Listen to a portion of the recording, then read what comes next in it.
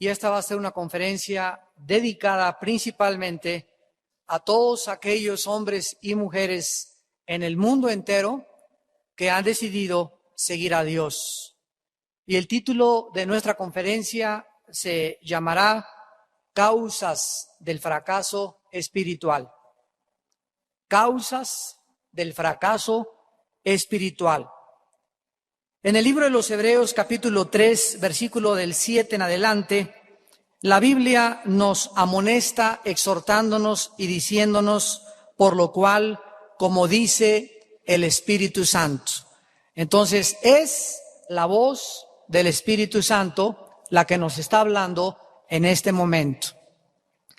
Si oyeres hoy su voz, no endurezcáis vuestros corazones, como en la provocación en el día de la tentación en el desierto, donde me tentaron vuestros padres, me probaron y vieron mis obras 40 años, a causa de lo cual me disgusté contra esa generación y dije, siempre andan vagando en su corazón, no han conocido mis caminos.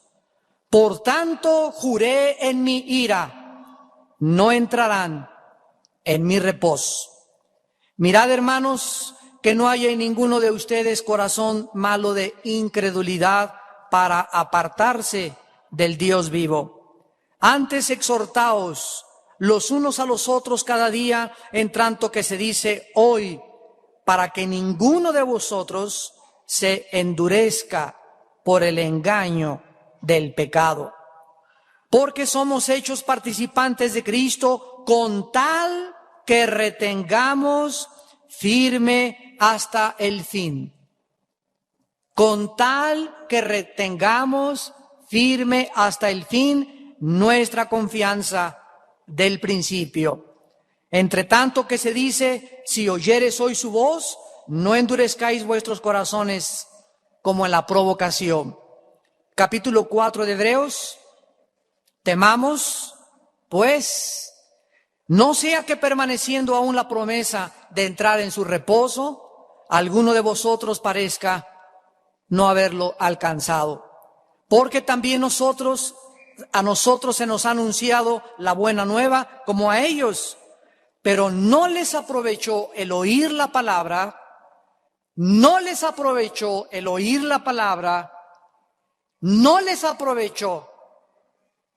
el oír la palabra por no ir acompañada de fe en los que la oyeron. Pero los que hemos creído, entramos en el reposo de la manera que dijo, por tanto juré en mi ira, no entrarán en mi reposo. Una de las tragedias más grandes que pueda sucederle a una persona es arrancar y no terminar. Es iniciar algo y no llegar a la meta. Es inscribirse en algún proyecto y por diferentes circunstancias de la vida que voy a enunciar en esta mañana, nos pueden impedir llegar a donde Dios quiere que lleguemos. La más grande tragedia del cristiano es esconder sus pecados. Dice en Proverbios 28:13, el que esconde sus pecados no prosperará. La persona que tenga una vida secreta, una vida doble, la persona que crea que puede servir a Dios y hacer o practicar cosas a escondidas de Dios, está en una de las más grandes tragedias de la vida cristiana. Porque el que esconde sus pecados no prosperará, no le irá bien, no llegará, no terminará, no acabará, no será bendecido, en ninguna de las áreas tendrá la bendición de Dios. Mas el que los confiesa y se aparta, alcanzará misericordia. El pecado es el principal enemigo de Dios y es lo que también ha causado tanto dolor y tanto sufrimiento en el universo. El pecado es la razón principal por la cual Jesucristo nació en este mundo. Cuando él nació, le dijeron a su madre que le pusieran el nombre de Yeshua, que significa el Salvador. El nombre no se lo puso Miriam, su madre, ni José, su padre, sino que se los puso el Espíritu Santo, porque en el carácter de ese individuo, de ese ser santo que estaba en el vientre de María, estaba revelado en su nombre Yeshua. En vista de todas estas consideraciones, el secreto para una vida cristiana fructífera y victoriosa será, jóvenes estudiantes, tomar en serio el pecado. ¿Cuál es la razón del fracaso de tantos cristianos? Porque el éxito no es de aquella persona que nunca ha caído en su vida o que nunca ha tenido un fracaso. El éxito es cuando una persona cae y se levanta. Esa es una persona de éxito. La persona que ha fracasado y que ese fracaso en su vida le ha servido para poder animarlo, para poder motivarlo, para poder concientizarlo de que realmente hay perdón y misericordia en la sangre derramada en el Calvario. ¿Cuál es la razón del fracaso de tantos ministerios cristianos? ¿Y cuál es la razón del fracaso de la mayor parte de las iglesias del siglo XX? La respuesta será siempre la misma: el pecado. El pecado cerrará los oídos de Dios a nuestras oraciones. El pecado nos impedirá conocer su voluntad. El pecado nos engañará haciéndonos creer de que somos autosuficientes. El pecado nos hará sentir que somos dioses. Analicemos pues a continuación 5 causas del fracaso espiritual. Número 1. La primera causa por la cual un cristiano puede fracasar en su vida es no comprender la santidad de Dios. No comprender la santidad de Dios. La palabra santo, etimológicamente en el hebreo, es la palabra kadosh, que significa separado o apartado. El equivalente en griego es la palabra agios, con H. Y este es el único atributo que se repite 3 veces de Dios. O sea que cuando la Biblia dice Dios es santo, santo, santo, nos está mostrando que la esencia de la divinidad es la santidad. Dios no es justo, justo, justo, misericordioso, misericordioso, misericordioso, fiel, fiel, fiel. La única característica que se menciona 3 veces es Dios es santo, santo, santo, en Isaías capítulo 6. Cuando la Biblia dice que Dios es supremamente santo sobre todos sus atributos morales y eternos, implica que la justicia de Dios es santa, la fidelidad de Dios es santa, la ira de Dios es santa, el amor de Dios es santo. Todas las características y las manifestaciones de Dios tienen como trono, tienen como fuente, como origen, la santidad. Cuando nosotros entramos a la vida cristiana, debemos entonces saber lo que significa que Dios es santo. Pero, ¿de veras sabes tú?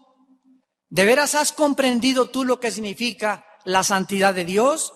Bueno, la primera cosa es que la santidad de Dios significa que el carácter de Dios le impide participar o tener nada que ver con el pecado. Dice Habacuc 1:13, muy limpio eres de ojos para ver el mal, ni puedes ver el agravio.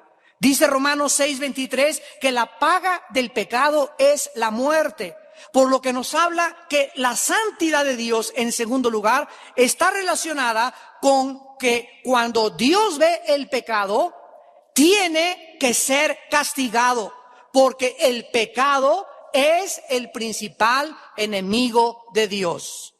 El pecado es la causa por la cual Satanás se rebeló. El pecado es la causa por la cual el mundo que vivimos ha sufrido tanto en más de 6,000 años de historia. Es el pecado la razón por la cual Dios tuvo que dejar arriba su gloria, no su deidad, sino su gloria, y bajar al mundo y hacerse como nosotros y sufrir golpes, desilusiones, frustraciones, rechazos, traiciones, persecución, groserías y la misma muerte en el monte Calvario. La razón fue el pecado. Por esta razón Dios castigó en nuestro lugar a su Hijo Jesucristo. Y nosotros tenemos que tomar en serio y tenemos que comprender qué cosa más horrible fue que Dios no perdonó a su Hijo. Y si no perdonó a su Hijo, ¿tú crees? ¿Podrías atreverte a creer que te va a perdonar a ti?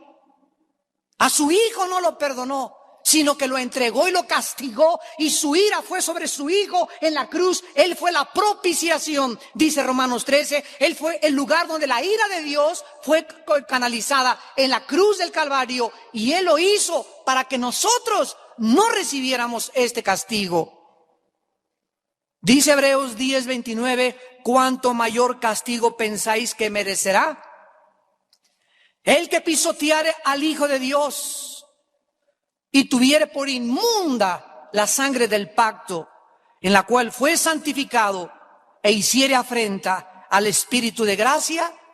¿Cuánto mayor castigo pensáis que recibirá la persona que, sabiendo que yo no tengo por qué pagar por mis pecados, yo no tengo por qué irme al infierno, ya no tengo por qué sufrir el juicio de Dios, porque alguien, su Hijo en mi lugar, lo sufrió? ¿Cuánto mayor castigo pensáis que no sufrirá aquella persona que, sabiendo esto, pisotee y diga: no me importa la muerte de tu Hijo, déjame vivir como quieras, yo quiero ser mi Dios, yo quiero gobernar mi casa como a mí me da la gana, yo quiero poner mis propias reglas, déjame Dios, déjame, yo quiero vivir mi vida? Esa persona, ¿cuánto mayor castigo piensan ustedes que recibirá? Horrible cosa es caer en manos del Dios vivo. Dios tiene que castigar el pecado y tenemos que aprender a tomarlo en serio. Cada vez que el pecado entre a nuestra vida, cada vez que el pecado esté a la puerta de nuestra casa tocándonos, cada vez que el pecado nos asedie, tenemos que aprender a tomarlo en serio. Bueno, ya pecaste, ya dijiste esa mala palabra, ya viste a esa mujer con ojos de adulterio, ya hiciste una tranza en tu trabajo, ya basta. Ahora confiésalo, sácalo de tu vida. Díselo a Dios: Señor, he pecado contra ti, he pecado contra el cielo, y la sangre de Cristo nos limpia de todo pecado. No le sorprende tanto a Dios que nosotros caigamos, porque Él conoce nuestra condición, sabe que somos polvo. A Dios le enoja que no tomemos en serio el pecado, que lo escondamos por allá y lo echemos en el fondo de nuestro corazón creyendo que Él no nos ve. En segundo lugar, la segunda causa del fracaso espiritual es no conocer el engaño de nuestra antigua naturaleza. En el libro de Romanos, capítulo 7, versículo 15 al 21, encontramos las palabras de un hombre de Dios, un león de Dios, un guerrero de Dios, un valiente de Dios, un hombre que tal vez después de Jesucristo es el que más ha sufrido por causa del evangelio de Jesucristo, y me refiero al apóstol Pablo. Este hombre de Dios escribe en el capítulo 7 Romanos, versículos del 15 en adelante, las siguientes palabras: porque lo que hago no lo entiendo, pues no hago lo que quiero, sino lo que aborrezco, eso hago. Y si lo que no quiero, esto hago, apruebo que la ley es buena. De manera que ya no soy yo quien hace aquello, sino el pecado que mora, que habita, que está dentro de mi vida. Y yo sé que en mí, esto es, en mi carne, no mora el bien. Acordémonos que está hablando un cristiano. Dentro de nosotros, no importa el nivel espiritual que alcancemos, no importa la estatura que alcancemos teológicamente, no importa las grandes obras, los millones de almas que hayamos ganado, no importa el pináculo del éxito espiritual al que hayamos llegado, no importa la situación, siempre recuérdenlo, dentro de nosotros hay maldad. Dentro de mí no mora el bien. Y cuando yo piense que ya soy santo y que ya no soy nadie para pecar y que ya no soy como esa fea muchacha prostituta o ese drogadicto o como mi compadre, y cuando yo comienzo a creerme que soy mejor que porque no me he divorciado o porque no he dicho malas palabras o porque nunca he cometido adulterio o porque yo nunca he robado, el día que alguna persona piense que es mejor que otra porque no ha hecho ciertos pecados, es cuando esa persona ha dado su primer paso en su caída espiritual. Porque el que piense que está firme, mire que no caiga. Nunca nadie de nosotros será más justo delante de Dios que otra persona. La justificación es una posición que tenemos delante de Dios indeleble, que no puede ser movida, inconmovible, es una posición permanente. Nadie es más justo en esta mañana que otros de Dios, pero en la santidad sí hay diferencia. Hay unos que son más santos en cuanto a su limpieza moral que otros, pero en nuestra posición, tanto el más grande hombre que se atreva a decir que nunca ha pecado, como el rey David, adúltero y asesino, es más grande ese adúltero y ese asesino por su corazón delante de Dios.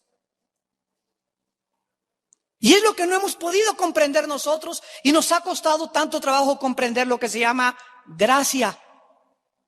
Yo recuerdo mis primeros años de teología, yo luchaba con la idea, ¿cómo pudo David? ¿Cómo puede la Biblia llamar a David un hombre conforme al corazón de Dios si un año engañó, un año escondió el asesinato, un año se escondió con un amante y se la llevó a su casa Tequesquitengo a vivir con él? ¿Cómo puede ser llamado un hombre conforme al corazón de Dios? Porque cuando él fue confrontado con su pecado, aquí nos vemos la naturaleza que tenemos. Él se autoengañó, un año le duró el engaño. Y cuando iban a ser el hijo de Betsabé, Dios manda a Samuel el profeta y le cuenta una parábola, él se identifica y en el momento que David encuentra la confrontación, cae de rodillas, le pide perdón a Dios, porque la ley decía que los adúlteros tenían que ser muertos a pedradas. David no podía encontrar perdón de acuerdo a la ley. David tenía que ser muerto. Él era un asesino y un adúltero y la ley tenía que ser descargada sobre su vida. Pero en ese momento David no apeló a la ley. David apeló a algo que es más grande que la ley: la misericordia. La misericordia. Dios es grande en misericordia. Y esto significa que Dios no nos castiga como deberíamos de ser castigados por su misericordia. Pero David no se pasó de listo. David ya no se burló de Dios. David jamás volvió a adulterar. David jamás volvió a asesinar. Lo que él sufrió le sirvió para toda su vida. Y Dios le dice que aun cuando él cayó y pecó hasta lo más bajo y profundo, él tenía un corazón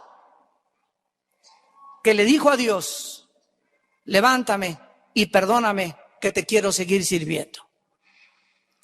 Eso se llama gracia. Y esa gracia Dios la manda abundantemente. Pero hay una sola condición para esa gracia. Parecería paradójico porque la palabra gracia significa que no la merecemos. Pero sin embargo Santiago 4 nos dice que es a los humildes a quienes Dios les da esa gracia. A los que reconocen su condición de dependencia delante de Dios. Cuando nosotros no entendemos que dentro de nosotros no mora el bien, nos vamos a confiar. Cuando un joven sale con su novia y no se va con ninguna otra persona y se la lleva a Cuernavaca y no oran y no llevan la Biblia y no llevan un chaperón detrás con ellos. Cuando vas al cine a ver una película clasificación C con tu novia y la novia no es lo suficientemente lista ni inteligente para ver, chiquito, déjame checar la clasificación antes de ver la película que me estás llevando a ver. Cuando nosotros comenzamos a confiarnos que la hacemos en la carne, es cuando tentamos a Dios, y por no comprender la maldad que tenemos, nos va a causar algún día un dolor de cabeza. Yo les he dicho a todos los varones durante todos los años de mi ministerio, nunca le den consejería a una mujer sola. Nunca. Las mujeres son sensibles y son emocionales. Y cuando llega la mujer, ay, pastorcito, que no sé qué, cuidado porque mis emociones se pueden involucrar con esa mujer y al ratito ya estás hasta apapachándola. Imagínate que venga el esposo y que te vea, ¿no? Pastorcito, va a decir el esposo. No podemos nosotros involucrar, no podemos nunca un hombre casado darle un aventón a una mujer sola. Jamás. Hermano, está lloviendo, te pago el taxi y te vas a tu casa en taxi. Menos cuando está lloviendo, ¿verdad? Y menos cuando el popo erupte. No confiemos en la carne. No confiemos en la carne. Las mujeres se pueden involucrar fácilmente con un hombre también. No confíen en su naturaleza pecaminosa. Esta es la razón del segundo fracaso en la vida cristiana. No confiar demasiado en la carne. No saber que hay maldad entre nosotros. Basta nada más que tengas musiquita de Ray Conniff. Que no haya nadie, una sola copita. Eso es suficiente. La Biblia la vas a dejar hasta en el baño. Para que te involucres sentimentalmente por las emociones alrededor en un adulterio o en un problema, porque no quisiste entender que la carne es traicionera. No renten películas, no tienten a Dios. Dios quiere que sepamos que la carne está viva dentro de nosotros. Y hasta el día de nuestra muerte, a los 90 años que nos muramos, a los 85, ahí en la cama, ahí en el hospital, ahí ya los últimos estertores de la muerte, ahí vamos a seguir sintiendo el deseo de pecar. Esta maldad Dios no la sacó cuando nosotros nos convirtió en nuevas criaturas. Dios dejó dentro de nosotros lo que dice Efesios, el viejo hombre, la antigua naturaleza. Dios solamente pagó por las consecuencias de esos pecados. Pero ahí está la maldad entre nosotros y dice 1 Juan, el que diga que no tiene pecado, el que diga que ya no tiene maldad, el que crea que ya es querubín, se engaña a sí mismo. En tercer lugar, no tener temor de Dios.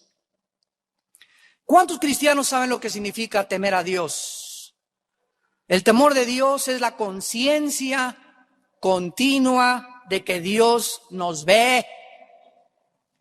Dios nos ve, sus párpados nos examinan, sus ojos nos conocen. Dios sabe perfectamente bien mis motivos para servirlo. Dios sabe los más profundos anhelos de mis pensamientos. Salmo 139. Aún no me siento cuando Dios sabe dónde me voy a sentar. De lejos Él conoce mis pensamientos, conoce mis ideas, conoce mis tendencias, sabe hasta dónde estoy endurecido. Dios conoce y escudriña el corazón del hombre. Dice Proverbios 15:3, los ojos de Jehová están en todo lugar, mirando a los buenos y a los malos. Génesis 16:13, tú eres Dios que ve. Salmo 139:1, oh Jehová, me has examinado y has entendido desde lejos mis caminos. Todos mis caminos te son conocidos. Proverbios 5:21, los caminos del hombre están delante de Jehová y Él considera todas nuestras veredas. Hay un Dios en los cielos que sobrepasa mi capacidad de asimilarlo y de comprenderlo, pero ese Dios es un Dios santo, me ha llamado a la santidad y hay maldad dentro de mi vida. No debo de confiar en mi vida y debo de entender que si yo tengo temor de Dios, no hago lo que hacía estando escondidas. Si tú tienes temor de Dios, no comprarías las revistas que compras cuando nadie te ve. Si tú tuvieras temor de Dios, no rentarías las películas que rentas cuando nadie te ve. Si ustedes tienen temor de Dios, jóvenes, no harían solos cuando están en su noviazgo las cosas que haces con tu novia y las caricias que le permites a tu novio, pero lo hacen porque no tienen temor de Dios. Si tú tuvieras temor de Dios, no tendrías dobles libros de contabilidad en tu trabajo.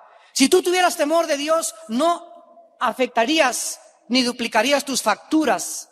Si tú tuvieras temor de Dios, no verías a esas mujeres como las ves cuando tu esposa va junto en tu coche y tus hijos detrás de ti. Cuando tú tienes temor de Dios, no ves esas cartulinas ni esas mujeres en los puestos de revistas. ¿Por qué? Porque sabes que hay un Dios que te ve y a Él no le agrada, en cuarto lugar, el adulterio.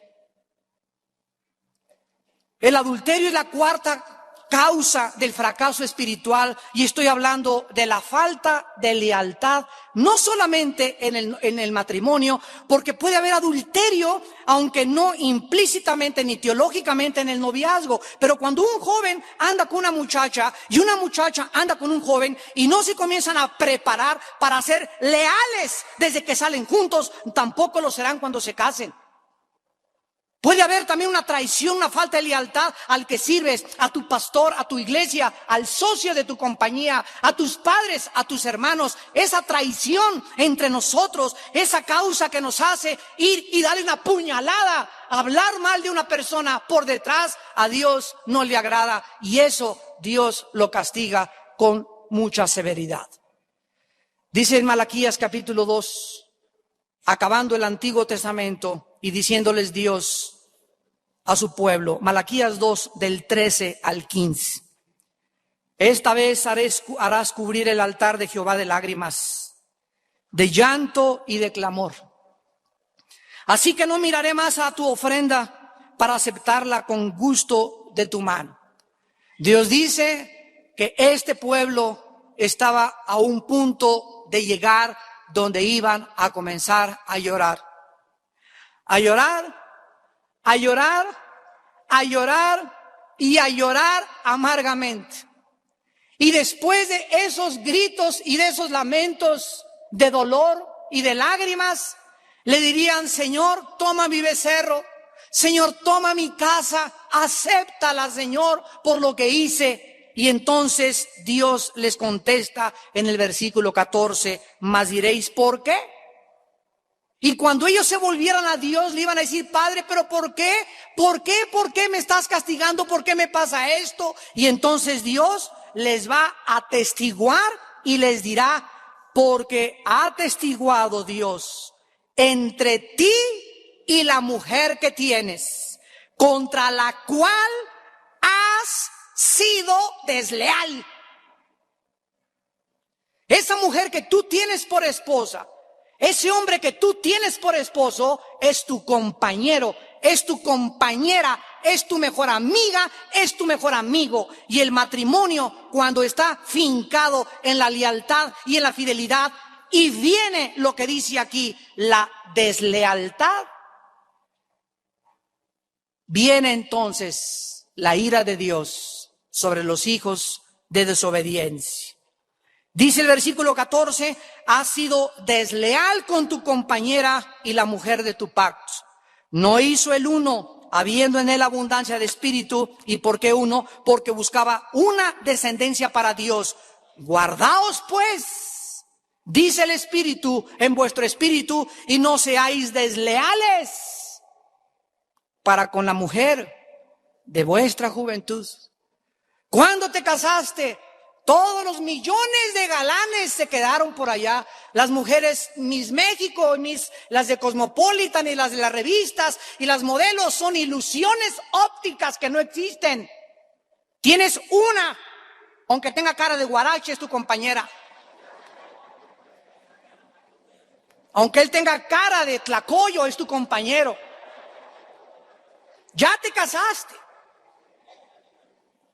Ya te casaste. Y Dios quiere que nosotros nos entrenemos a serle fiel a una mujer, a un hombre.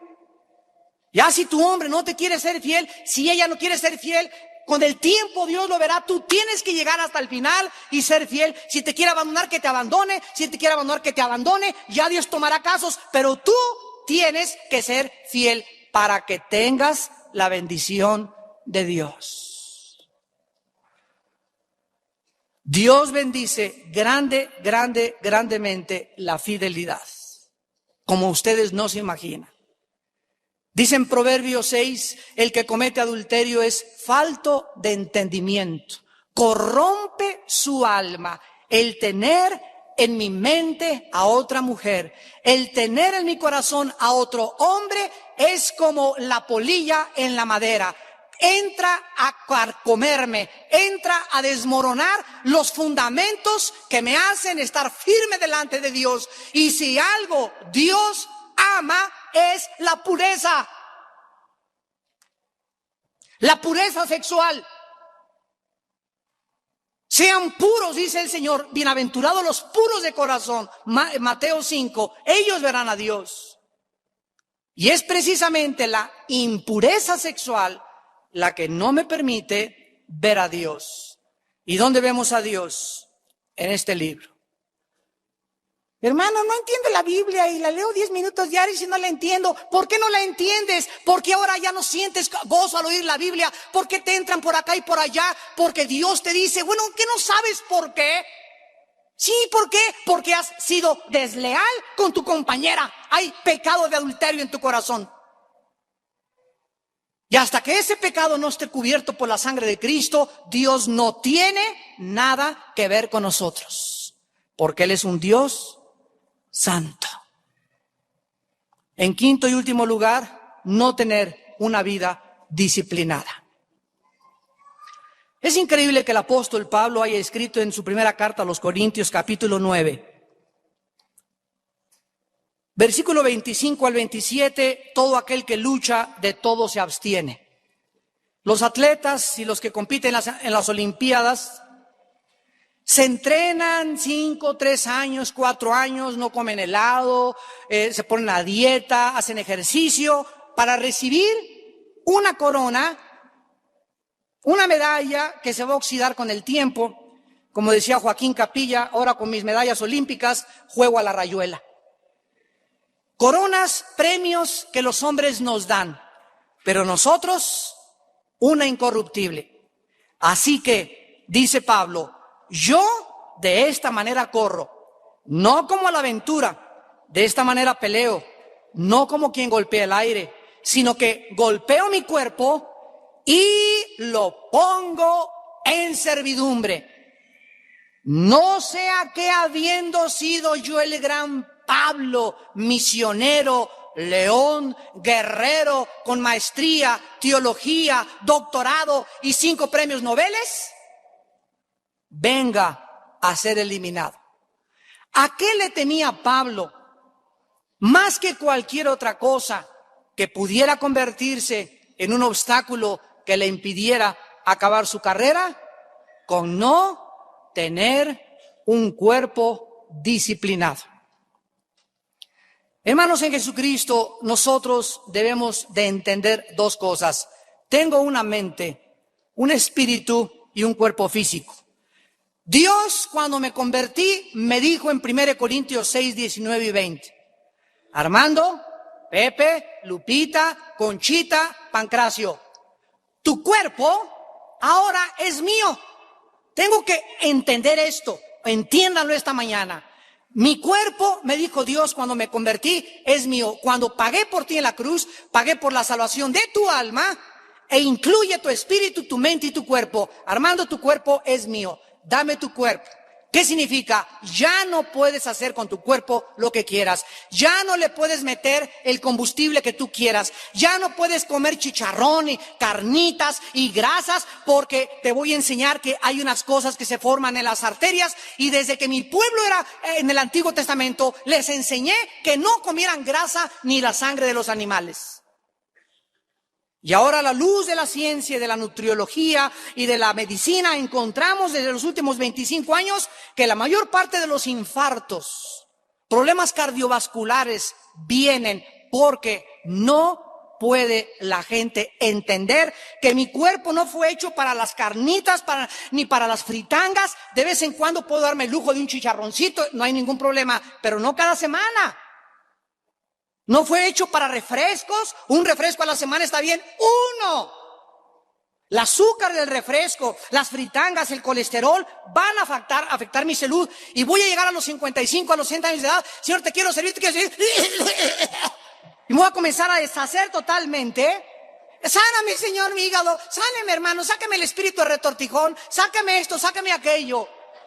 Hermanos, cuando Dios nos dice en Romanos 12:1, presenten vuestros cuerpos, ustedes, en sacrificio vivo, significa que ahora mi cuerpo ya no le voy a dar lo que me pide.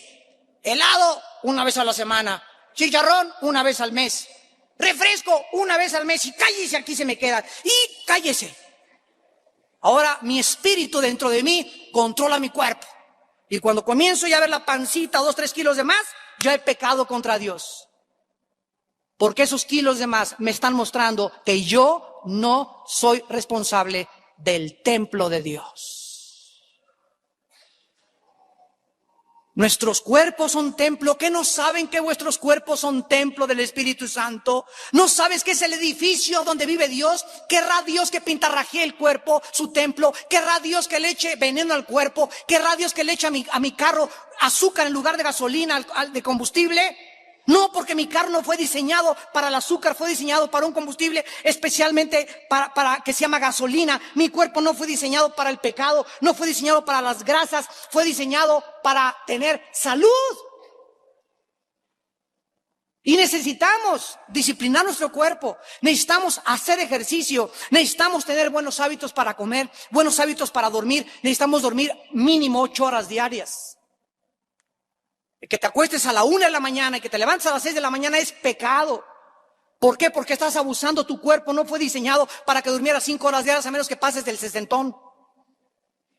Ya de 65 y 70 años los ancianos duermen menos por naturaleza, pero no antes. Dios quiere que nuestro cuerpo esté tranquilo, esté descansado, tenga dominio en mí mismo. ¿Por qué? Porque lo necesito, yo necesito. Yo le digo a Dios todos los días, Padre, dame salud, dame salud. Y ahí voy corriendo en la mañana haciendo mis entrenamientos. Le digo, quiero salud, Padre, ¿por qué? Quiero llegar a los 85 años de edad fuerte. Quiero ser como un Bill Bright, como un Billy Graham que tiene 83 años de edad y sigue predicando a los 83 años el viejito. Así que son ejemplos para nosotros, son generales 5 estrellas que Dios nos deja como testimonios de lo que podemos llegar si cuidamos nuestro cuerpo. La Biblia dice que necesitamos tener un cuerpo al cual debamos nosotros de controlar. Ignorar la debilidad de nuestra carne es jugar con el pecado. En Marcos 14:38 Jesucristo dijo, velad y orad para que no caigáis en tentación. El espíritu está presto, pero la carne es débil. El ayuno es uno de los ejercicios, escuchen la palabra que estoy usando, es uno de los ejercicios más eficaces para golpear nuestro cuerpo, el ayuno. Porque si hay algo que el cuerpo nos pide es de comer. Y cuando practicas el ayuno una vez a la semana, mínimo, un día no comes nada, comienzas a darte cuenta que sí puedes. Y no te doy esto, y ahora voy a comer puras frutas, y voy a comer puras verduras, y voy a comenzar a caminar más, y a hacer más ejercicio, y en lugar de estacionarme a 1 cuadra de Plaza Satélite, me voy a estacionar a 5 cuadras para caminar 5 cuadras, y evitarme el que para todo ya nada más puro coche. No, voy ahora a comenzar a sudar y a quemar calorías, porque mi cuerpo es el templo de Dios. Y voy a comprar la revista Prevención y la revista Nutriología, y de vez en cuando voy a ver a Chaya Michan.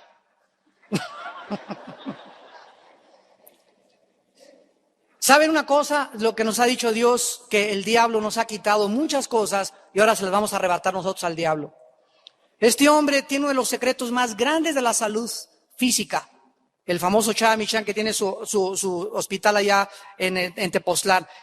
Tiene uno de los secretos más grandes para la salud física, quitando la filosofía oriental y la famosa orina, ¿verdad? Todo lo demás, lo que él dice, yo le digo, estoy de acuerdo. Son increíbles las recetas para poder purificar el cuerpo físico. Ojalá que este hombre conociera a Cristo. Pero mire lo que hace el diablo, agarra a personas involucradas en el hinduismo y en el budismo y les da los secretos del cuerpo, porque Satanás le dijo a Job, piel por piel todo lo que el hombre tenga dará por su alma. Satanás sabe que anhelamos tener salud y mete los secretos en esas personas. Ahora es el tiempo en que la iglesia le arrebate esos secretos y los usemos nosotros y podamos entender que ahora le arrebataré aquello que el enemigo me ha quitado. Y todas las cosas que Dios nos ha dado y nos ha quitado el diablo, es tiempo que la iglesia las recupere. Por muchos años la iglesia se olvidó, mucha espiritualidad y mucha mente, y los cristianos se olvidaron de su cuerpo, y Dios nos está sacudiendo con enfermedades, con problemas, con diabetes avanzadas, con problemas cardiovasculares en cristianos jóvenes y mujeres, con gordura. ¿Por qué? Porque se nos olvidó que también nuestro cuerpo es algo importante para la vida cristiana. Y si no lo entendemos, no llegaremos a la meta jamás. Oremos. Señor, te damos gracias por tu palabra, porque toda ella es útil para enseñarnos, redarguirnos, corregirnos y hacernos aptos para el ministerio. Padre, te damos gracias porque predicamos tu palabra, no a nosotros mismos. Y no podemos tomar de tu palabra lo que solamente nos conviene, sino debemos hacer caso a todo el consejo de Dios. Te damos gracias, Señor, por recordarnos estas 5 causas que pueden hacernos fracasar en nuestra vida espiritual. No comprender tu santidad en primer lugar. Tú eres un Dios santo y tú jamás verás al pecado, por eso lo cubriste con la sangre de Jesucristo, tu Hijo. Tú eres un Dios que nos ha revelado la fuerza maléfica, la maldad tan grande que tenemos todavía en nuestro corazón. Porque nuestro corazón es perverso y engañoso más que todas las cosas. No confiemos jamás en nuestra carne. En tercer lugar, Padre Santo, tu temor debe gobernar nuestra vida cristiana. Porque si invocamos por Padre aquel que sin acepción de personas juzga a cada quien según sus obras, conduzcámonos en temor durante todo el tiempo de nuestra peregrinación. En cuarto lugar, gracias por mostrarnos que la compañera que nos diste como esposa y como esposo es nuestra amiga, nuestro amigo a quien le debemos lealtad, fidelidad y confianza, porque esto te agrada y tú lo bendices. Honroso sea el matrimonio sin contaminación, mas a los adúlteros y a los fornicarios los juzgará Dios. Y en quinto lugar, gracias por recordarnos la responsabilidad que tenemos para nuestro cuerpo, de cuidarlo, alimentarlo y ejercitarlo. Así como lo hacemos con nuestra mente y con nuestro espíritu, nuestro cuerpo es tuyo, Señor, y está incluido en la sangre derramada en el Calvario. Padre, levanta un pueblo santo, levanta hombres y mujeres puros, transparentes, reales, auténticos, genuinos, que tengan un amor que les nazca del corazón, una fe que no sea fingida y una conciencia limpia para que no tengan estorbo de poder servirte. Gracias, Señor, por tu palabra, en el nombre de Jesús.